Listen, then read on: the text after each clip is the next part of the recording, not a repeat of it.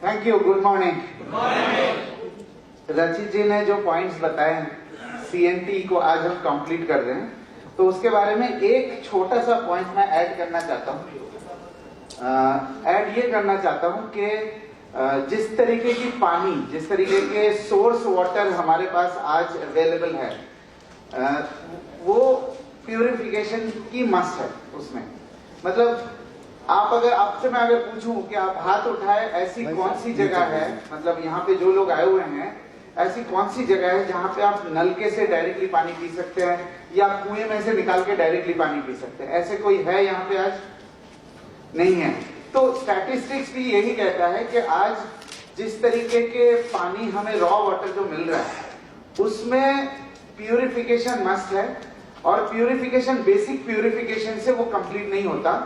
RO purification जरूरी हो गया है। अब अगर आरओ प्यूरिफिकेशन जरूरी हो गया है, तो आरओ की सबसे बड़ी कमियां ये है कि वो पानी में से मिनरल्स निकाल देता है, राइट? लेट अस एक्सेप्ट, आज हम ये एक्सेप्ट कर ले कि पानी की क्वालिटी, मतलब सोर्स वाटर के पानी की क्वालिटी उतनी अच्छी नहीं है, और जिसके वजह से आरओ प्यूरिफिकेशन जरूरी है। और आरओ प्यूरिफिकेशन अगर आप करते हैं तो उसमें मिनरल्स हट जाते हैं, राइट? लेकिन ये है स्ट्रेंथ हमारे वेस्टेज का। स्ट्रेंथ क्यों? चूंकि आप कोई किसी इंडिविजुअल से अगर मिल रहे हैं, तो आप एयर प्यूरिफायर या वाटर प्यूरिफायर बेचने के लिए नहीं मिल रहे। You are promoting cellular nourishment therapy. आप एक कंप्लीट वेलबींग और कंप्लीट वेलनेस की पैकेज लेके एज ए कंसल्टेंट मिलने जाते हैं उनसे, एम आई राइट? तो उस केस में आप एक्सेप्ट कर लीजिए, और अपने प्रोस्पेक्ट को और अपने कस्टमर को आप एक्सेप्ट करवा लीजिए कि ये आरओ से तो आपको मिनरल्स नहीं मिलने वाला है। अगर मिनरल देने वाली कोई कंपनी ऐसी आती है जो क्लेम करते हैं, वो मिनरल्स के साथ साथ पोल्यूटेंट्स भी आपको देते हैं। सो लेट अस, अब मिनरल्स अवेलेबल नहीं है, तो this is where wastage is important, because आपकी पूरी लाइनअप में न्यूट्रिशन सप्लीमेंट्स, फूड सप्लीमेंट्स के थ्रू मिनरल्स अवेलेबल करा सकते हैं आप किसी की बॉडी में।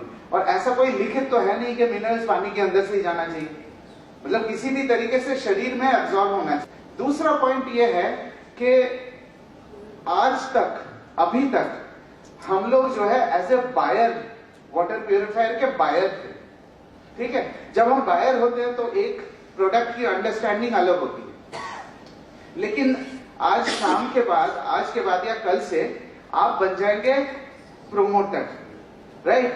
सो बायर के केस में जितनी इंफॉर्मेशन आपको जरूरत थी, और आज जब प्रमोट करने लगेंगे तब जो इंफॉर्मेशन जरूरत है, तो वो एक्स्ट्रा कुछ इंफॉर्मेशन चाहिए।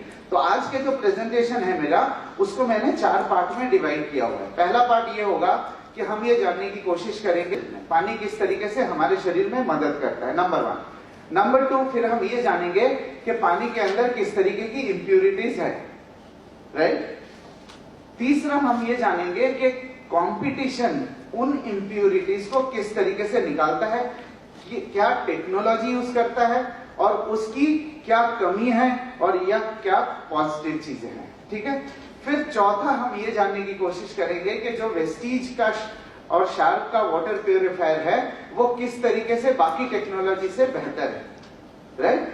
आज आप लोगों को सबको ये डाउट हो रहा होगा कि 30,000 का प्रोडक्ट वाटर प्यूरिफायर हम मार्केट में कैसे जाके प्रमोट करेंगे।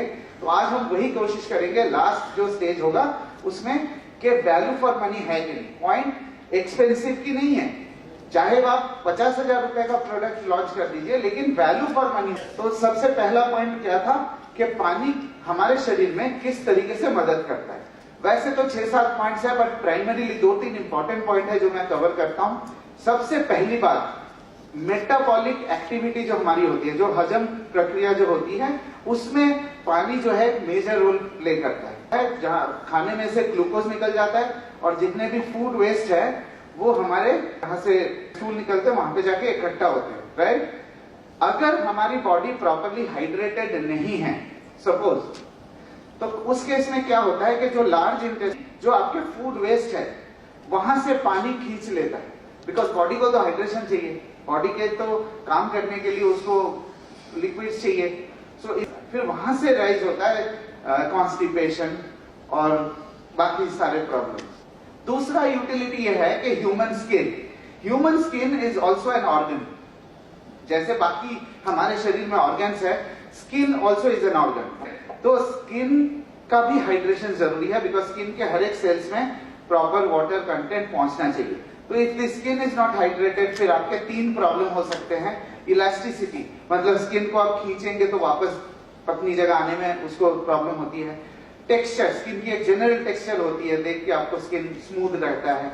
फिर मॉइस्चर, अब if the body is properly hydrated तो ये स्किन की क्वालिटी को एनहांस कर। लेकिन यहाँ पे एक छोटा सा इशू है। इशू ये है कि हर एक पानी जो है हमारे शरीर में एक्सेप्ट नहीं करता। पानी मतलब पानी की कैरेक्टरिस्टिक्स उसमें होनी चाहिए। कुछ दिन पहले मैंने एक वीडियो देखा था जिसमें ये कहा गया था कि जो बॉटल वाटर है, बॉटल वाटर के अंदर पानी की कैरेक्टरिस्टिक्स उस तरीके से नहीं होते, तो पानी बॉडी में ठीक तरीके से एब्जॉर्ब नहीं होता हर एक पार्ट में। मतलब कुछ पार्ट्स में हो सकता है एक्सेप्ट हो जाए, कुछ पार्ट्स में एक्सेप्ट नहीं होता। खैर से एक कॉन्सेप्ट जो लेके आ रहे हैं वो है बायो अवेलेबिलिटी। बायो अवेलेबिलिटी का मतलब ये है कि जो पानी हम पी रहे हैं वो हमारे सिस्टमिक सर्कुलेशन में एब्जॉर्ब होता है, राइट? तो हमारे शरीर के कई हिस्से हैं जहां पे हम जो पानी पीते हैं वो जाके एब्जॉर्ब होता है। If the water is bio available, तभी जाके वो शरीर के हर हिस्से में पानी एब्जॉर्ब होता है और उसकी पूरी यूटिलिटी हमें मिलती है। मैं आपको समझा पाया? तो बायो अवेलेबिलिटी का एक और एग्जांपल है, जैसे डॉक्टर्स मेडिसिन देते हैं। तो मेडिसिन आपने कई बार ही देखा होगा कि डॉक्टर जो मेडिसिन दिया वो शरीर में काम नहीं किया, कुछ रिजल्ट नहीं आ रहे, तो डॉक्टर फिर क्या करते हैं, मेडिसिन को चेंज कर देते हैं। सो मेडिसिन के लिए भी बायो अवेलेबिलिटी बहुत जरूरी है, अदरवाइज मेडिसिन की यूटिलिटी हमारे शरीर में नहीं होगी। Am I right? कई बार आप ये भी देखते हैं ना, आप किसी को न्यूट्रिशन सप्लीमेंट्स अगर देते हैं तो वो न्यूट्रिशन सप्लीमेंट्स कुछ लोगों को तो 7 दिन में असर करता है, they can feel the benefit, लेकिन कुछ लोग ऐसे होते हैं 3-4 महीने के बाद भी उनका असर नहीं करता। That is also called bio availability, कि अगर मेडिसिन या सप्लीमेंट्स या वाटर, हर एक चीज बॉडी के सिस्टमिक सर्कुलेशन में आना चाहिए। तो ये हमारा पहला प्रॉमिस ये है कि पानी जो हम अपने वाटर प्यूरिफायर से दे रहे हैं वो है बायो अवेलेबल। दूसरा टॉपिक में हम ये जानते हैं कि पानी जो है, पानी आज हमारे पास कई तरीके से आते हैं।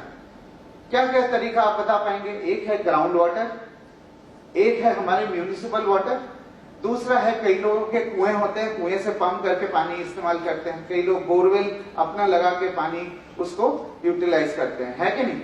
इसके अलावा और कोई सोर्स तो नहीं है? नहीं। लेकिन प्रॉब्लम ये होती है कि पानी में, इंडिया बहुत वास्ट कंट्री है, बहुत ह्यूज कंट्री, हर 50 किलोमीटर में आपको पानी में अलग अलग प्रॉब्लम्स मिलेंगे, राइट?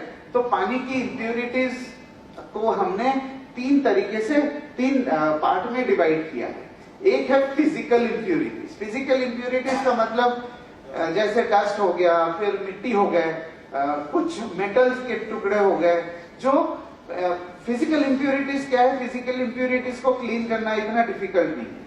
आप पानी को थोड़ी देर के लिए रख दीजिए, पानी के अंदर जो फिजिकल इम्प्योरिटीज है वो नीचे सेटल कर जाएंगे, फिर ऊपर का पानी आप लेके पी सकते हैं। और अगर उस तरीके से नहीं है तो आप एक बहुत बेसिक सा फिल्ट्रेशन लगा के पानी की फिजिकल इम्प्योरिटीज को आप निकाल सकते हैं। दूसरा है केमिकल इम्प्योरिटीज। ये है हमारे लिए सबसे ज्यादा खतरनाक। पानी के अंदर केमिकल इम्प्योरिटीज आते कैसे हैं? है कि हम एग्रीकल्चरल कंट्री हैं। अब वो जो पेस्टिसाइड्स और फर्टिलाइजर का इस्तेमाल करते हैं वो पत्ते और पेड़ में तो जाते हैं, लेकिन साथ के साथ वो मिट्टी में भी मिल जाते हैं। अब वो जो मिट्टी में मिल जाते हैं, तो फिर जब बारिश होती है तो बारिश के साथ वो फिर जमीन के अंदर जाने लगता है, जमीन के अंदर सीप होने लगता है। अगर आपकी जो मिट्टी है वो बहुत ग्रैन्युलर है, मतलब बहुत छोटे कण है, तो फिर तो क्या होगा कि केमिकल इम्प्योरिटीज की फिल्ट्रेशन उसी में हो जाती है। लेकिन अगर मिट्टी के जो कण है वो मोटे हैं तो फिर बीच बीच में गैप रहता है। जब गैप रहता है तो केमिकल इम्प्योरिटीज बारिश के साथ वो पानी फिर अपने जो वाटर बेड है तो केमिकल इम्प्योरिटीज पानी के साथ नीचे एब्जॉर्ब हो जाते हैं। केमिकल इम्प्योरिटीज का दूसरा सोर्स ये है कि बहुत सारे इंडस्ट्रीज, जैसे कानपुर है, पूरा इंडस्ट्रियल बेल्ट है, कुछ फैक्ट्रीज क्या करते हैं कि केमिकल इम्प्योरिटीज को बाहर देने में फिर उनको टैक्स वैक्स भरना पड़ता है, उनको बहुत सारे कॉम्प्लिकेशंस कॉम्प्लाइज करना पड़ता है, उनको प्यूरिफाई करना पड़ता है। आजकल रूल स्ट्रिक्ट हो गए। वो जैसे हम पानी को नीचे से ऊपर निकालते हैं, वो एक रिवर्स पंप लगा देते हैं। जो वेस्ट वाटर है, जो वेस्ट मतलब आप ये समझ लीजिए कि कानपुर के टैनरी का जो वेस्ट पानी है वो पंप करके वापस मिट्टी में दे देते हैं। तो ये एक और मेजर सोर्स है केमिकल इम्प्यूरिटीज। अब तो खैर काफी हद तक कम हुआ है, लोग एडुकेट हो रहे हैं, लोग सचेतन हो रहे हैं, तो वो कम हो रहा है, लेकिन फिर भी जो चले गए वो तो चले गए, उसको तो आप निकाल नहीं सकते ना। अब केमिकल इम्प्यूरिटीज खतरनाक इसलिए है कि केमिकल इम्प्यूरिटीज जब पानी के अंदर मिलता है वो पानी की कैरेक्टरिस्टिक्स बदल देते हैं। कैसे कि पानी के अंदर आपने दो तरीके का केमिकल डाल दिया है, वो वहां पे रिएक्ट करके तीसरे टाइप का कोई केमिकल क्रिएट करेगा, वो फिर तीसरे टाइप का केमिकल किसी और चीज से रिएक्शन होकर फिर चौथे टाइप का करेगा। तो मल्टीपल रिएक्शन, मल्टीपल ये चीज जब पॉइजनस चीजें निकल जाती है फिर पानी की कैरेक्टरिस्टिक्स चेंज हो जाती है। तीसरा है बायोलॉजिकल, फिर आपके प्रोटोजोआ हो गए, फिर ई कोलाई हो गए, ये भी केमिकल जैसे मिट्टी के अंदर केमिकल इम्प्यूरिटीज चली जाती है उसी तरीके से बायोलॉजिकल इम्प्यूरिटीज भी नीचे उसको सीप करके चली जाती है। बेसिक अगर बायोलॉजिकल इम्प्यूरिटीज है तो वो तो पानी को उबाल के आप उसको ठीक कर सकते हैं, लेकिन आज जिस तरीके की हमारी सोसाइटी है, जिस तरीके के इम्प्यूरिटीज आज पाए जा रहे हैं, वो पानी को उबाल के आप सारे बायोलॉजिकल इम्प्यूरिटीज को निकाल नहीं पाते। और दूसरी बात, अगर पानी को उबालते हैं तो वो बैक्टीरिया और प्रोटोजोआ फिर किल होके फिर उसी पानी के अंदर रहे। तो मोटा मोटा बात यह है कि आज जो पानी हमें अवेलेबल है, इन तीनों तरीके के इम्प्यूरिटीज है, किस रेशियो में होंगे, किस प्रोपोर्शन में होंगे, हमें नहीं पता। अब हम तीसरे टॉपिक में जाते हैं कि ये जो तीन कैटेगरी के जो इम्प्यूरिटीज है वो किस तरीके के फिल्ट्रेशन सिस्टम आज मार्केट में अवेलेबल है। ठीक है ना, राइट? आप चूंकि वाटर प्यूरिफायर कोई नया कैटेगरी नहीं है, राइट? ये कोई 25-30 सालों से water purifier as a category India में चल रहा है। तो बहुत सारे दिग्गज आपको मिलेंगे मार्केट में, बहुत सारे लोग मिलेंगे जो अपनी अपनी कहानी बोले जा रहे हैं। सो बट चूंकि आज से हम प्रोमोटर ऑफ वाटर प्यूरिफायर बन रहे हैं, तो हमारे लिए ये जानना जरूरी है कि मार्केट में किस तरीके की बातें चल रही है और उसके ड्रॉबैक्स क्या है और उसको कॉम्पीट हम किस तरीके से करेंगे। पहले ये है कि मार्केट में जो प्रमोट करते हैं लोग, वो ये प्रमोट करते हैं कि हमारे पास मल्टीपल फिल्ट्रेशन स्टेज है। इसका ऑब्जेक्टिव क्या है उनका? जब ये कहते हैं वो अपने प्रोडक्ट को और ज्यादा वैल्यू फॉर मनी देना चाहते हैं। मतलब ये सोचते हैं कि मैंने फिल्ट्रेशन के स्टेजेस बढ़ा दिए तो आप कस्टमर से ज्यादा पैसा ले सकता हूँ। दूसरी बात यह है कि जितने ज्यादा फिल्टर्स होंगे उतने ही आपके रनिंग कॉस्ट बढ़ेंगे। मतलब हर 3 महीने में वो बोलेगा अगर 4 फिल्टर होते आपके तो एक तरीके का कॉस्ट होता, अगर फिर 7 फिल्टर होंगे तो आपके कॉस्ट ऑब्वियसली बढ़ जाएंगे, उसकी रिप्लेसमेंट की फ्रीक्वेंसी बढ़ जाएगी, आपके ओवरऑल रनिंग कॉस्ट बढ़ जाएंगे, राइट? तो जरूरी नहीं है कि जितने ज्यादा फिल्ट्रेशन के स्टेजेस हैं उतने ही बेहतर आपके प्यूरिफायर होंगे। आइडिया ये है कि ये 3 इम्प्यूरिटीज को किस तरीके से निकाला जाए। दूसरा है, एक कॉन्सेप्ट नया चला है पिछले 2-3 सालों से, एल्कलाइन। तो हो सकता है कि आपको मार्केट में एल्कलाइन से लड़ने के लिए आपका अस्त्र सही होना चाहिए। तो पहले ये समझते हैं कि ये एल्कलाइन वाला कॉन्सेप्ट है क्या चीज। सबसे पहली बात, हमारी बॉडी का जो पीएच है, pH is potential of hydrogen. PH जो है हमारे बॉडी का वो है स्लाइटली एल्कलाइन, इसमें कोई गलत नहीं है। It is 7.3 to 7.4।